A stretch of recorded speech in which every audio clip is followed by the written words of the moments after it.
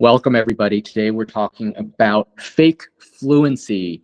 Yes, if you do these things hoping that you'll seem fluent, well, we're here to tell you that it won't help you seem fluent. It's just fake fluency. And you know, there are a lot of videos out there, and a lot of even teachers will tell you that, for example, if you know certain words, you must be fluent. Okay, this is the kind of stuff that we're going to be talking about, which is complete nonsense. They're lies. They just say nothing except the fact that you're not really fluent. So we're going to identify the factors, the things that make you seem fake fluent as opposed to really, truly fluent. So basically, these are the things that you want to avoid doing if you want to seem fluent, or at least if you're able to spot this with other people, you'll know that they are not truly fluent. So fake fluency, that is what we're going to talk about today. Stay tuned. Before we begin, everybody, please subscribe to the channel and also give this video a thumbs up. So let's begin. Let's say hello to Leon. How are you? Good, Ben. How's it going? How's everything with you? Doing well. Thank you so much for joining. Yeah, thanks for having me. Hey, everyone. How's it going? What's up? Hope you guys are doing well. Thank you for joining. Fake fluency. This is the discussion today. These are speaking behaviors that really don't indicate someone is genuinely fluent. In fact, they often reveal the speaker's insecurity and lack of intuitive mastery of English rather than demonstrating fluency, rather than demonstrating competence. So we have narrowed it down to 7 things. Let's start. The first one is when somebody speaks fast. And certainly if they try to speak fast, thinking that it'll make them seem fluent. What's your opinion on this, Leon? Yeah, absolutely. A lot of people will tend to speak fast because they want to kind of cover their mistakes because they're Mm-hmm. afraid of, making a mistake and they don't want people to realize. And some of them, they just think that speaking fast makes them sound more native-like. Yeah. Mm-hmm. Yeah, I think that a lot of people think that if they speak slowly, they're going to seem like they're not fluent, but that's not necessarily the case. Now, if you're speaking really slow and you're having to think of words to use and you're like taking 30 seconds to say a sentence that should take 5, okay, that you're not fluent. Okay. But for people who deliberately speak faster, thinking that it'll make them seem fluent, we're here to tell you, no, it does not make you seem fluent. Because a lot of people think that native speakers speak too fast or that they speak fast. But in reality, to us, we're not speaking fast. We're not aware of our speed.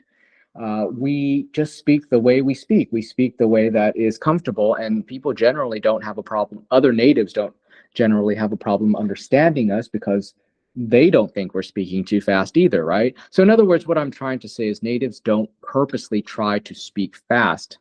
We just speak how we speak, just like you speak how you speak in your native language. You're not trying. So as a learner, if you're trying to speed up the way you're speaking, that's not actually helping you to seem fluent. In fact, this is what happens.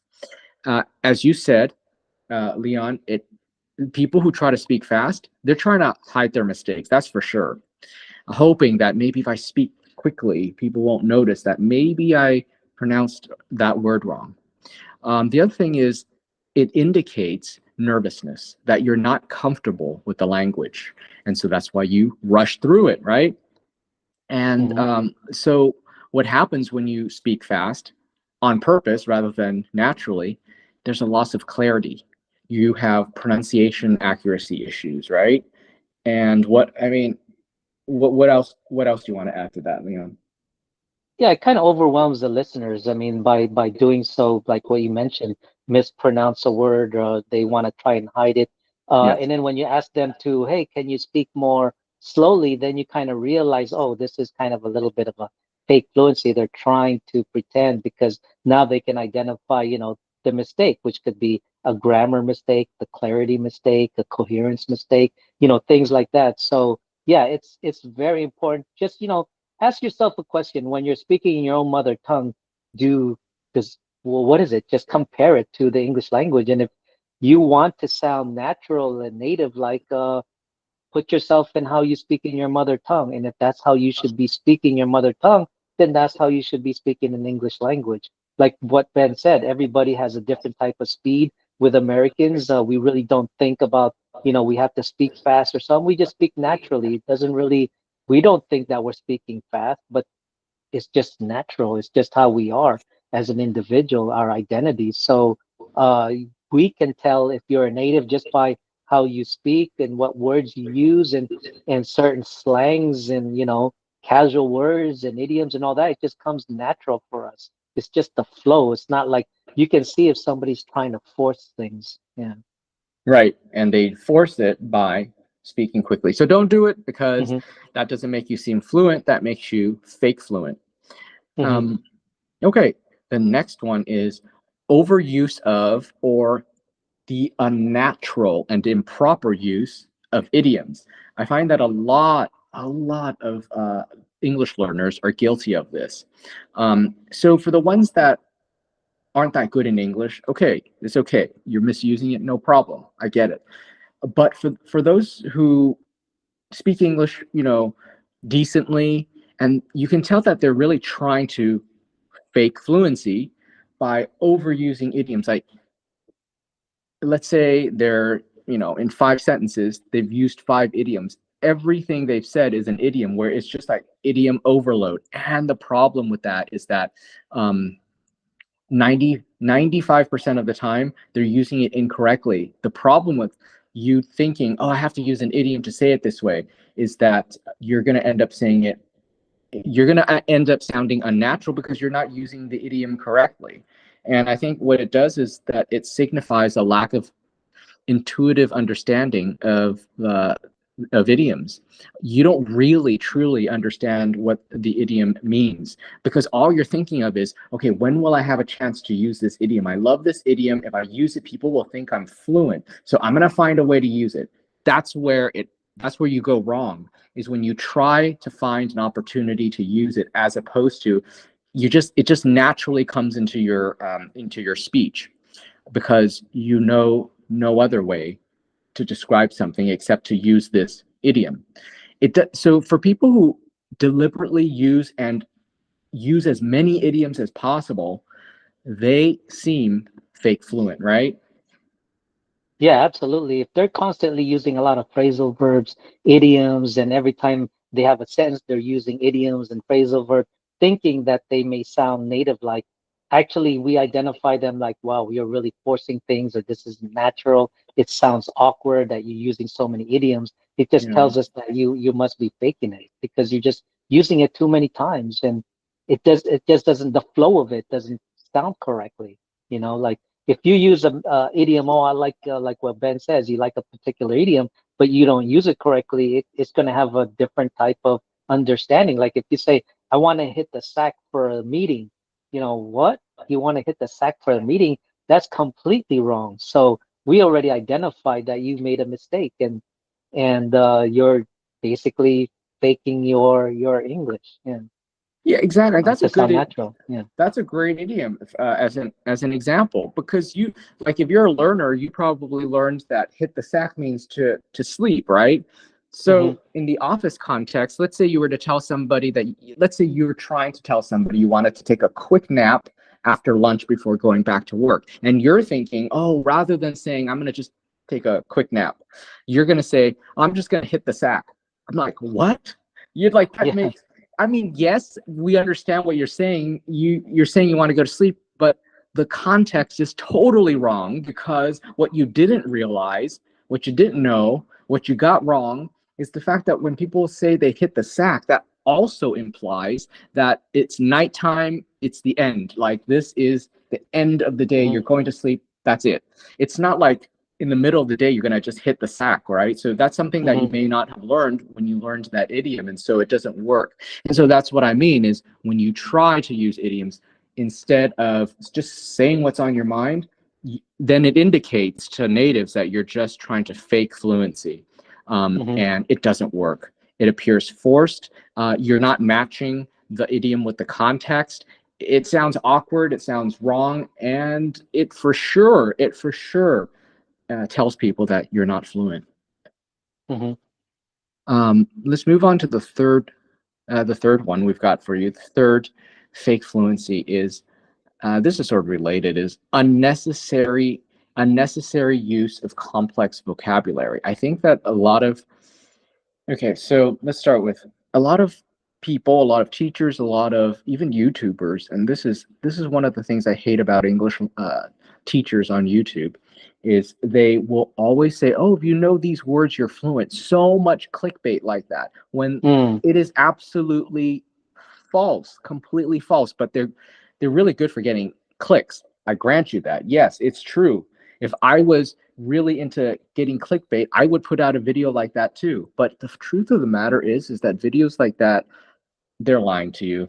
Knowing words has nothing to do with fluency, okay? It just doesn't. And what happens is when you become really obsessed with just learning words, and then you become obsessed with learning difficult words, complex vocabulary, what happens is you're going to start using them thinking that, oh, if I say this word that's complex, sophisticated, difficult, people are going to be like, wow, he has a really good vocabulary, he must be fluent, when in fact, I guarantee you most of the time you're going to be using it wrong. And plus, the way you're using the vocabulary, just like the idioms does not match the context. So use of overly technical or academic words where a simpler word would suffice, that's a very good sign that you're faking fluency. What do you think, Leon?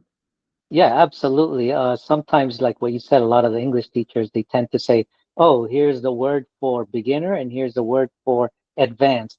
I Oh, mean, how do right. you know? That's Sometimes when they bad. use advanced and then those words may not be even used or regularly used. I mean, sometimes they mislead you and then you're thinking, "Okay, I'm going to start talking and use all these advanced words." And then the person's like, "What? What are you talking about?" It's completely wrong. The complexity of it, the complex of your vocabulary. Like for example, if you go to dinner and you can say, "Well, I'm gonna have my the dinner was like a substantial culinary manifestation."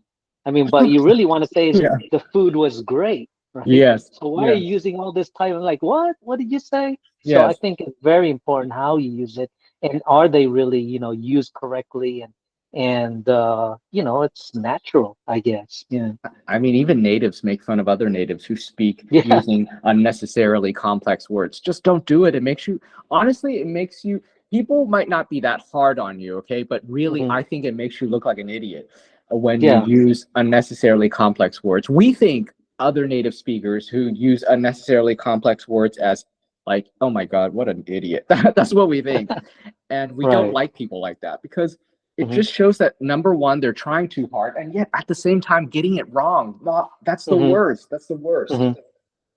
Yeah, the worst part is that we think that you're showing off, like you're Oh trying yeah, to yeah, show yeah. that you're more illiterate than us, you're more intellectual than us, and you're Right. using all these fancy words, and you can just simplify it. Why are you using these? And to us, it's like, oh, this guy is, typical, nutcase or something. Yeah. Also you said that sometimes teachers will say, "Oh, here's a word, and here's another word that is sort of like use this if you want to sound more sophisticated."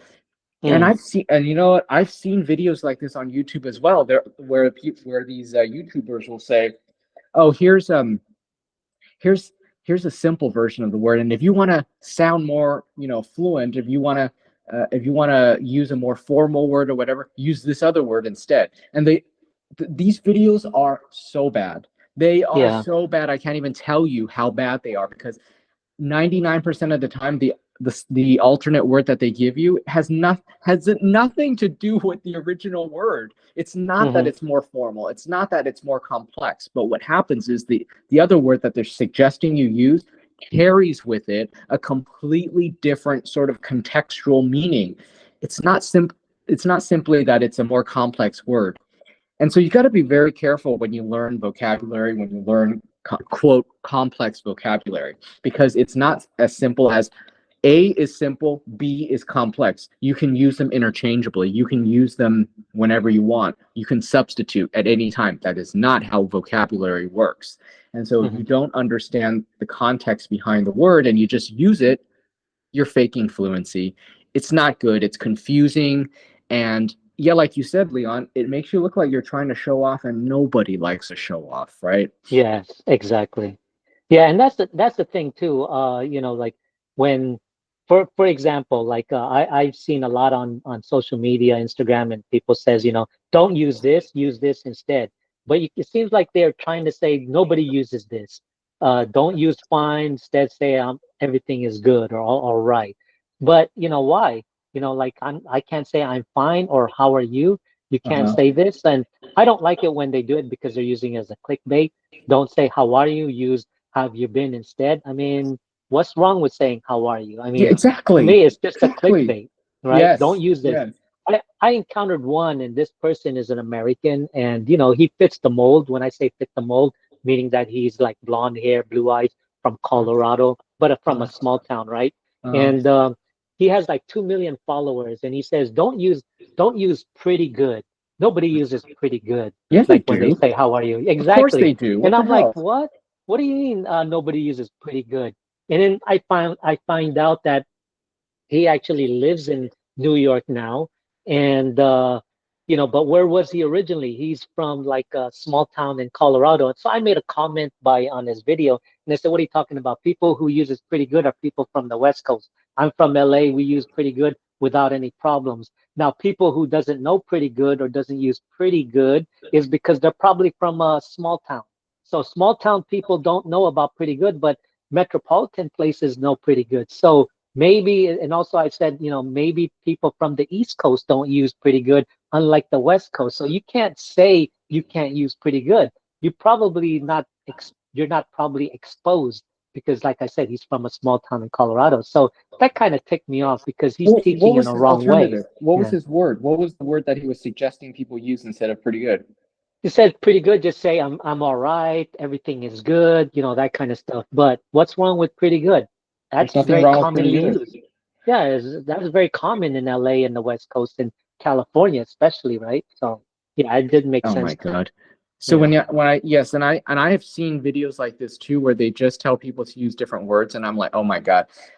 Okay, you're telling people don't use this, do that instead. And I'm thinking, how about you don't make this video and do something else instead? Because it's not helping people. It's completely Right. wrong. But you listen, there, for people who are learning English, they don't know this, and Yeah. they will click. They're going to click because it's again, this is good clickbait. These people are obviously very well trained and very skilled at creating clickbait videos, but they're not good at actually giving people good information. And but still, I think that I take my hat off to these people who are able to get the clicks. But unfortunately, it's not helping you when you click. It's not helping you when you watch the video. It's just helping them. So, but anyway, I digress. Yeah, for me, I just don't like it because that's wrong teaching, and this person is not even an English teacher. He's just maybe Okay. an influencer, right? So for Yeah. me, misguiding people, and especially like English learners, which they don't know better, and they say, "Oh, okay, so I shouldn't use this and that." For me, that's misleading. I mean, yeah, you can do it because it's clickbait and makes you followers and all that, but it's just wrong. I mean, it's for me the sincere, the integrity of it, and the professional of it and all that. So it's completely wrong, and I think that's where English learners really need to think critically about what they're learning and who they're learning it from. What are this Right. person's credential, and what are their experience, what are their background. I mean, just because they may look good and they may speak well doesn't mean that they have the qualifications, don't have the professional behind them, all kinds of things. So as an English learner, you got to know all these stuff. Yeah, Well, it's this takes us. entertaining for you, fine. Yeah. I think that Mhm. if anything, yeah, you bring up a good point, which is that maybe you need to treat these types of videos as more entertainment than education, Yeah. because when when YouTube quote teachers say things like that, that's not really helping people at all. Hmm. But anyway, let's move on to the next one, which is very related to what we've been talking about. The next point, which is using overly formal language. I guess it's related to complex as well, but using overly formal language that is not contextually appropriate. So again, where does this come from? It could come from bad YouTube videos where people say, just substitute this word for this phrase for that one. But what you don't realize is sometimes they might have the same meaning. Okay, the two phrases, phrase one, phrase two, they may mean the same thing, but if you use one versus the phrase number two, it could be completely right or it could be completely wrong. And what I mean by that is that the context is wrong. So if you were to use, quote, like sort of like business language, it's the phrase you might use in a business context at work with your friends when you're just hanging out having a beer, it's going to sound really awkward. And it's just wrong. It's just wrong. The people understand what you're saying, but it's just not something that you should be doing, and that would indicate fake fluency because no native would speak like that. And if they did, people would be like, what the hell, what's wrong with you? Why are you talking like that? Right. So I think that when you use overly formal language that's not contextually appropriate, that is not appropriate for the setting, then that's a dead giveaway that you're faking fluency. Yeah, absolutely. Like you said, the setting. I mean, know your surroundings. Who are you dealing with? In certain meetings or certain, formal meetings, you're not going to be talking really casual and informal because you're not in the right setting, right? So if you're Yes. in a business meeting and you're dealing with a lot of, high-end people, presidents, CFOs, directors, shareholders, you're not going to be talking like in what you normally talk out on the street. Right. You got to know your Right. surrounding. It's not like what's that? You're bringing your street into a formal meeting. No, you don't do that. Yeah. Yeah. I mean, let's give an example. As for example, if okay, you very well, okay, you very well could watch one of these clickbait English learning videos where some teacher from somewhere is going to say, "Oh, the the simple casual way of saying hello might be, hey, what's up? Hey, how's it going?" But you could also say the formal version, which is how do you do? And so what this person is trying to tell you is that you can just very easily substitute, hey, how are you? Hey, how are you doing? With how do you do? But in a way you can't. And let me explain why.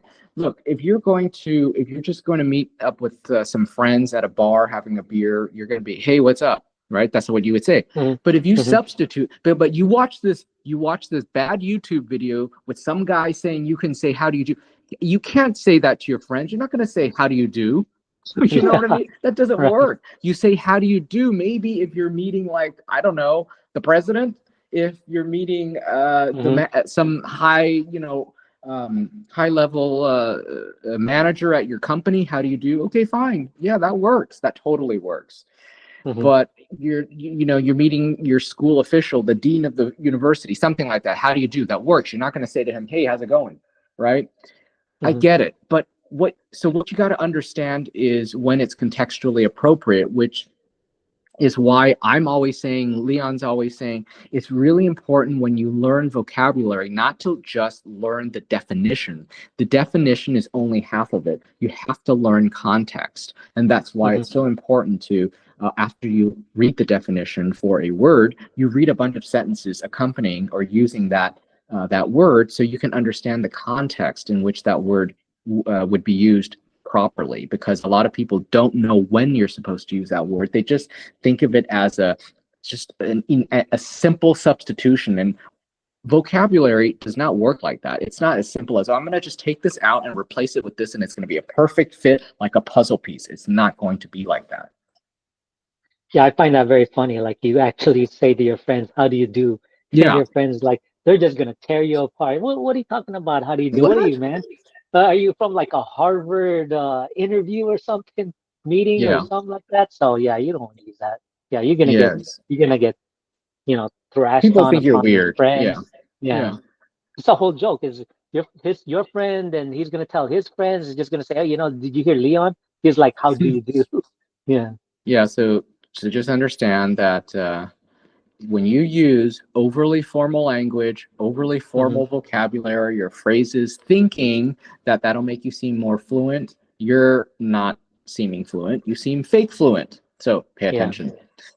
The next one is the deliberate use of words like, well, like, that's the worst, actually. If you keep saying like this, like I want to like do that, like, because it's like so, like you're using it a lot, or words like I know, yeah, like I know, or thinking that natives will think you're fluent, well, we can tell you that it's wrong. It has the opposite effect. It'll make you seem fake fluent. So let's elaborate on this.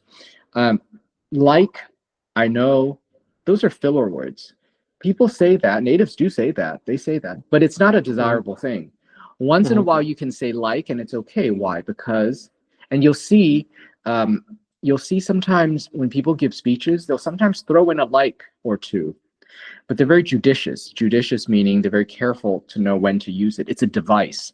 It's a device to make them seem a little bit lower, a little bit more accessible, a little bit more like relatable, a little bit more like you, not like them. 10, mhm, 10 levels above you. They want to come down a little bit so that they seem more approachable, easier to talk to. They seem more like your friend. So they'll use words like, and they use it very carefully. What happens is that you as an English learner, you're listening to people speak, you hear Americans speak like this using words like, and then so you insert like everywhere. You're liking yourself out of to oblivion. Like, I did like this and it was like so good. Have you like done that? Because like you will like love it, like totally. Like, I mean, that is super annoying to speak like that. And I know people who speak like that, mhm, and it drives me crazy, English learners, because they think that by adding in these filler words, it makes them seem more native. It makes them sound more native, but in fact, it makes them sound, I'm sorry to say this, but it makes them sound stupid.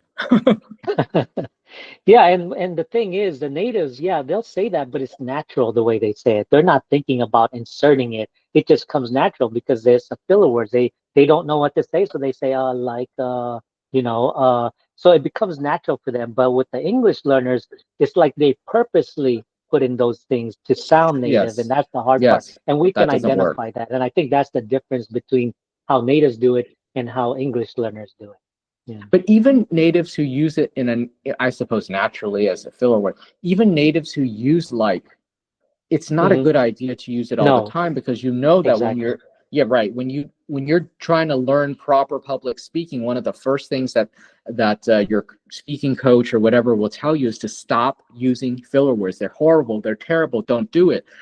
If you use it once in a while, it's okay. Like I said at the very beginning, that it's a device. It's a device to make you seem more accessible, more relatable, more friendly. I get it. Mhm. But that is one of the things that you just, even as a native, you just don't want to use the word like too much. You want to use it infrequently. You don't want to use it a lot. And if you use it a lot, you're perceived as having a speech problem, right? Like, you Mhm. don't, I just said that. And it makes it seem like you don't know what you're talking about. It makes it seem like you have no control of what you're saying, and is not a good thing. So be very careful when you use words like that. And certainly don't use it deliberately thinking that it makes you seem more fluent, because it does not. Mhm. Yeah, I've seen someone like say, do you boo boo, do you boo boo, right?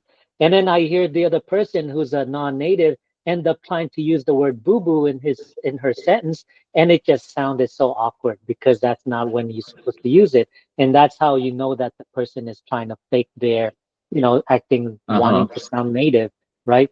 And another thing too is like me. I mean, growing up, I was a teenager. I used a lot of F bombs. Every sentence I had the F bomb. Maybe every Yes. every time I talked, I had the F bomb. And then The I F bomb is realized, the man, F word, by the way. yeah, I Because, gotta yeah. stop doing this. So I ended up stop doing it. But a lot of people, they want to do this because they want to sound kind of native. But no, I No. actually wanted to stop doing this after I heard myself every time I said a sentence or something, I would be dropping the F bomb. Yeah. Yes. Yes. So definitely watch it, guys. Don't add like and I know and filler words like that into the way you speak on purpose, thinking that it's going to make you sound more native. And because it Hmm. doesn't, it's just fake fluency. Before we continue, guys, give this video a thumbs up. I know you're enjoying it if you're still here. So please support the video by giving it a thumbs up. And don't forget to hit the subscribe button. We are on the sixth one now. The sixth thing that we want to tell you makes you not seem fluent, but makes you seem fake fluent.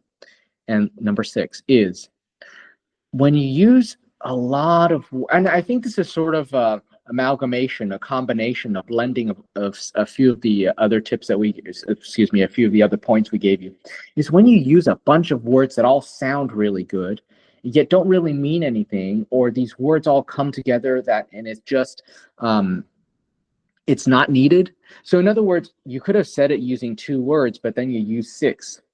And it's like, and I've seen this with English learners all the time. I've seen it even in writing, where there's an overuse of words. There is this almost deliberate way of making the sentence or the thought more complex than it needs to be. And I think that's a very good sign that you're not fluent, but you're faking fluency. What do you think about this, Leon? Yeah, absolutely. Even though natives, I mean, the first thing that pops up into my mind is Kamala Harris, right? Oh, Kamala word Harris salad. is like yes, the word salad, and she's putting in there. But yeah, I mean, the things that people talk about, um, yeah, it's not really a good thing. I mean, they sound really good to a native, but like I said, it's more of a natural thing. But Uh-huh. to a non-native, it Yeah. just sounds weird. Like, for example, if a non-native was to say to you, to be honest, I fundamentally and unequivocally believe that we should just, go forward with the thing we talked about and blah, blah, blah. I mean, it just doesn't sound right. Yeah. There's too many words. We make fun of Yeah. natives who do Hmm. that too. We're just like, Yes. why are you using so many words? You're trying to hide something, obviously. You're Hmm. trying to not really answer the question, or you're trying to confuse people. You come off as Hmm. untrustworthy. I like if natives Yes. speak like that, they come off Hmm. as untrustworthy. And like people make fun of Kamala Harris for speaking like this. They call it word salad. It's sort of like just throwing everything in, all these words, and mixing it up, hoping that it'll mean something, but in fact it doesn't. And Yeah. that's what we're talking about, is when you use a Hmm. whole bunch of words that sound good, maybe you're trying to flex your vocabulary, right? You're trying to use vocabulary that you learned that sounds good, that's complex, that's advanced, and that way people will think you're really, you're fluent because you're able to use all these words. And yet, guess what? Either what you said really didn't mean anything, or what you Yes. said took 5 times longer than it needed to, 10 times as many words as you needed to. And it's just, well, to be honest, it's kind of annoying, number one, but Yeah. also from a practical standpoint, it didn't add to anything. There was no substance. It was just Hmm. but it's almost like you're trying to, it's almost like you're just trying to cover up. It's like you're Hmm. trying to cover up the lack of substance in what you're saying with all these quote fancy words Hmm. that don't really work. Hmm. And I think that as a Hmm. lawyer, what I learned, in law school is that, and as a lawyer, is that the fewer words you can use to describe something as succinctly, as concisely, as precisely as possible is the best way to go. Lawyers do not like to use a lot of words. If we can get it done with 2 words, we value that over somebody who takes 5 words to get the meaning across, which is very different if you think about it from, and it depends on the context and the environment, because in a legal environment you want to use as few words as possible, but if you're a novelist you don't want to use as few words as possible. It's quite the opposite. You want to use maybe as many words as possible so that you can describe things with a lot of words in a way where you can really paint a picture for your reader. A lawyer will do the same thing, but they'll do it with a fraction of the amount of words. And so it really depends on the setting, the environment, your audience. And so you need to pay attention to that. And if you don't know when to use more words versus when to use fewer words, again, you're not fluent, right? Yeah, and I think part of the problem too, a lot of the English learners, they watch a lot of TED Talks. So when they listen to TED Talks, they think that this is how they should be talking, and they go on to a storytelling, and the listeners is like, okay, get to the point. What are you trying to get at? Or cut Yes, to the chase, yes, right? So, yes, yes. but they're doing this TED Talk is just going around and around. But they have to do this because they want you to engage. This is kind of a public forum, and they're speakers, so they have to do this. They want to try and capture with the audience, but a lot of the learners, they get so caught up in this and they think this is how they should be speaking, but in Mhm. reality it's the opposite. Do you remember as a kid when you were given an assignment by your English teacher? You have to write a 500-word essay and you're like, I got nothing to say Yeah. after Right. 250. So you just add in Right. a whole bunch of nonsense words and sentences Yeah. just to get to the 500-word minimum, right? That's what's Yes. happening with people. That's what happens with a lot Yes. of English learners is they think that by adding more words, it makes them seem fluent, but no, it doesn't. It doesn't. And Yeah. it's annoying. It's a waste of time. And it makes, if anything, it makes you seem like you don't know what the hell you're talking about. Yeah. And So most of the keep it time when simple. yeah, and most of the time when I deal with a lot of non-natives, like back then before I was, an English teacher and such, and I was involved with a lot of immigrants, right? Because I used to Mm-hmm. host events and things like that. And I can immediately say that they're non-native just because, I mean, they're not natives because of the way they talk. They're using all these type of words, and you're just there and you're like, uh-huh, okay. I mean, like it's trying to impress, and it's very formal in the setting. It seems like you're in a business meeting and here you are, having a casual type of meeting, or casual, like first time, meeting people. And here this person is trying to impress people with all his vocabulary, trying to act native. And we natives, we can identify that from a mile away. Absolutely. And I think that, with the 6 things that we've talked about so far, I think that the one unifying thing that I'm seeing is that people should really, if you're a learner of any language, you really should not try to use your language skills with which to impress people. This is what happens is if you're the kind of person who wants to impress people with English, you want to show off your English and how good you think you are in English, that's when you commit these errors. That's when you commit these sins that we talked about, right? It all comes Yeah. from a place of I want to impress people with my English. And so what happens is that in fact, it has the opposite effect. It has the opposite effect. People are not impressed by your English. In fact, they don't think your English is very good at all if you were to commit these 6 sins that we sort of these sins essentially that we've mentioned so far.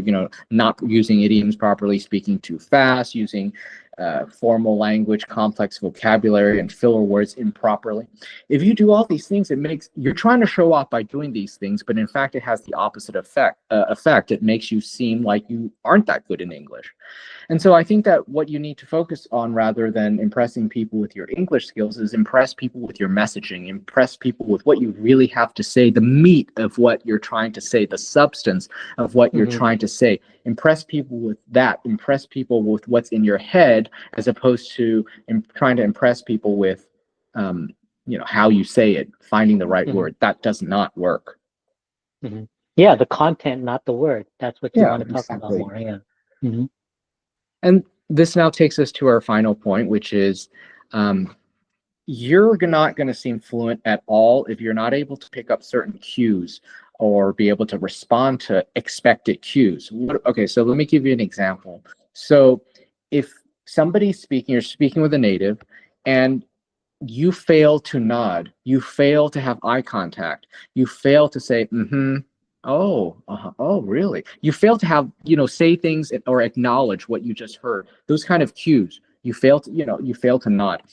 That's going to immediately show that you're not fluent because that's part of communication in English with natives, right? You have to hit the ball back. Sometimes you hit the ball back by uh, responding with words. Other times you have to hit the ball back by something as simple as a mm-hmm or a nod, checking in, letting people know you're still alive, letting people know that even though you're sitting in front of them, your brain hasn't already floated off to your vacation that you're going to be taking in 2 weeks.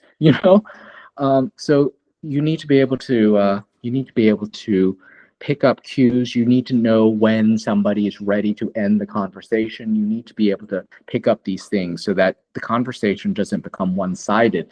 Remember, a conversation is a dialogue. Di, meaning two. It goes both ways. It's not a monologue. A monologue is when just one person does all the talking.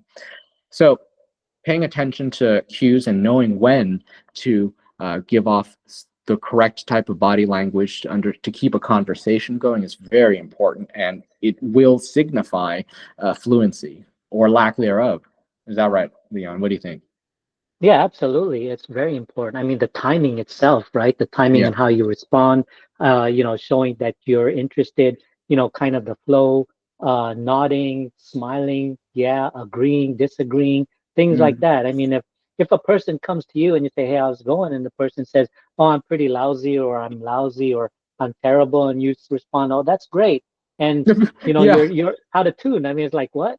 Huh? Yeah. That means you weren't even paying attention. You just like automatically, "Oh, that's great," like because you're cued into saying something like that. So yeah, you got to be in touch to understand what they're really trying to tell you. And if they stop and they don't say, "What about you?" or "How are you?" or and you, that means they want to talk more about their day or their situation and things like that.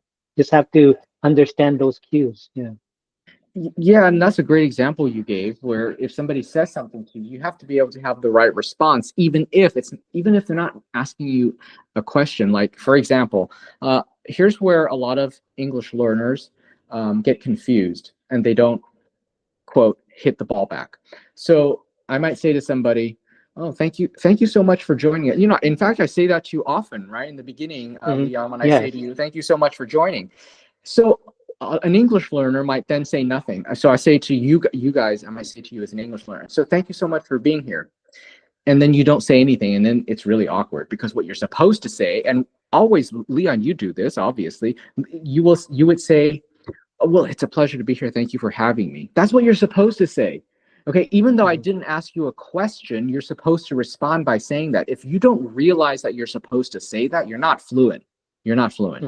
Hmm. Hmm. So if I were, once again, let's go through the example again. So if I were to say to you, "Thank you so much for being here, Leon." Leon, you're supposed to say what? You're supposed to say, Wait, repeat that again. I wasn't paying attention on that. What was that? if, if I were to say to you, Leon, "Thank you so much for being here," what are you naturally going to say? Yeah, thanks for having me. Yeah. Exactly. You say that. Hmm. You say that. You know to say Hmm. that. That's what natives Hmm. do.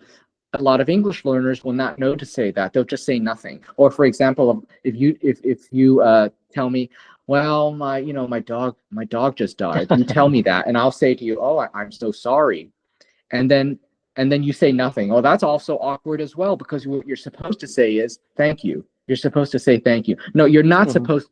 What you're not supposed to say is, "Oh no, that's okay." No, you're not supposed to say that, guys. Maybe you're thinking, "Oh, he was old anyways. I don't. It's no big deal. I was getting sick of the dog." I don't know. You're not supposed to say "it's okay.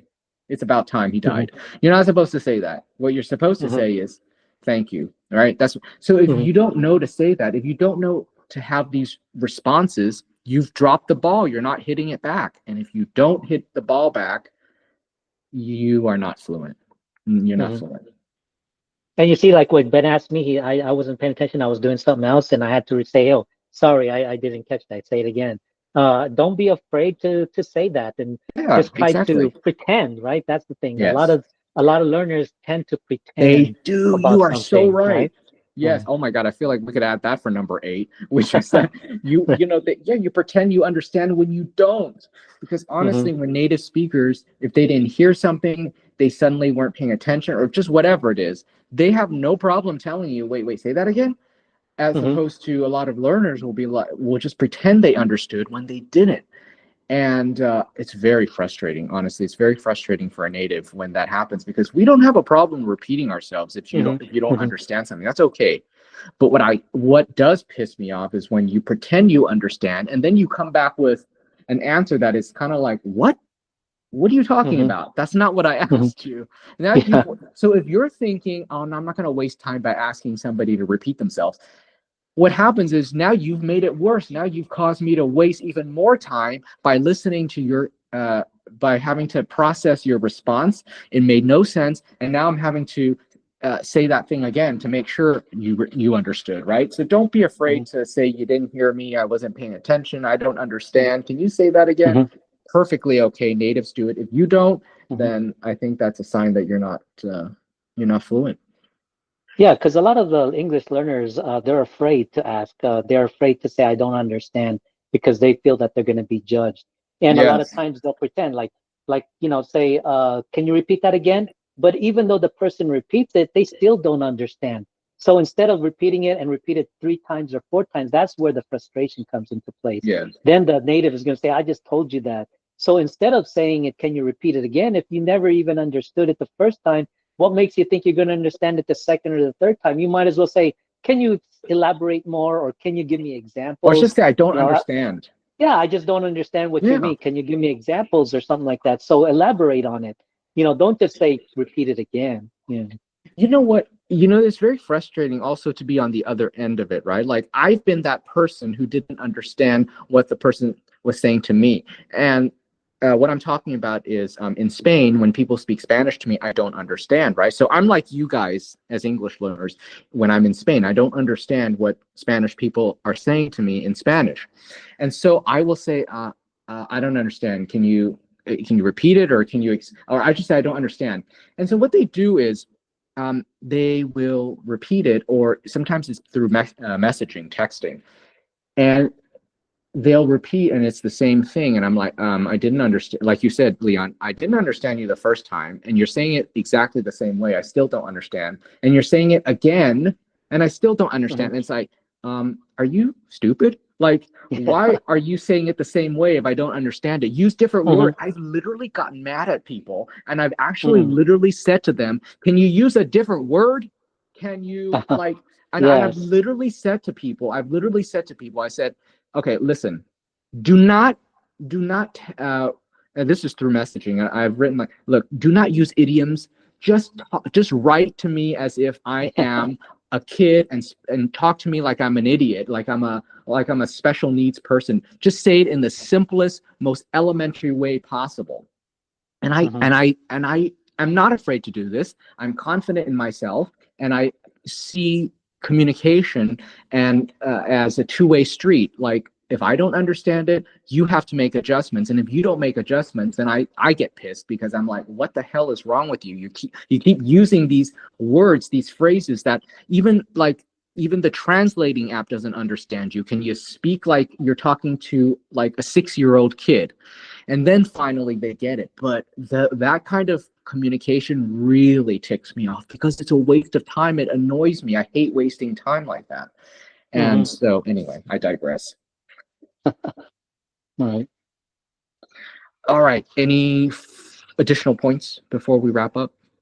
No, I think we pretty much covered it. I think the best way is just, think about how you talk in your mother tongue, in your language, and just apply it how you should be talking in English. Don't try to overly think and try to overly do things, because try not to fake it. I mean, just be who you are, get your own identity, and that's it. Don't have the fear, just go out and do it.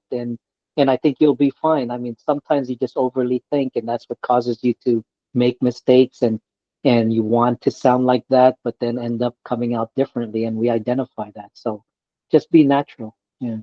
Yes, don't think you're not taking a test when you speak. You're just trying to Yeah. communicate. And I think a lot of Mhm. people think like Yes. they're putting themselves um up to this, they're holding themselves up to this standard, as if whenever they're just having a casual conversation, as if it's a speaking test, and it's not. But Mhm. if you are in that, if you're of that state of mind where every time you speak, you're sort of evaluating yourself, then you're going to run into trouble, and you're going to try to do these things that make you seem fake fluent.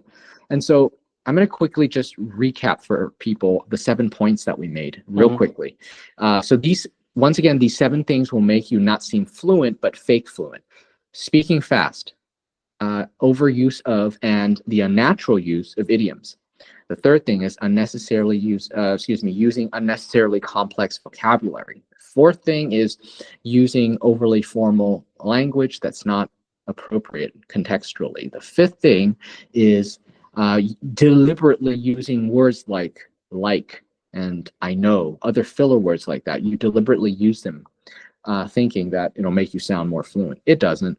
The sixth thing is use a lot of words that sound really good but don't mean anything. When you use more words than necessary, it's just completely unnecessarily, you overcomplicate things. Number 7 is just not picking up certain cues or knowing how to respond properly. And there we have it. Those are our 7 things that would indicate that you are fake fluent and not really fluent. Try to avoid these things, and you're actually going to come off as a better speaker if you avoid doing these 7 things that we mentioned in this video. Guys, thank you so much for listening. You're still here. I'm assuming you liked this video, so please support it by giving it a thumbs up. Don't forget to subscribe. And thank you, Leon, so much for joining for this Yeah. video. Yeah. Thank you, Ben. Thank you. I appreciate for having me. Thanks everyone for listening, and see you around till next time. See y'all later. Ciao. See you in the next podcast. Bye bye for now. Bye. Ciao.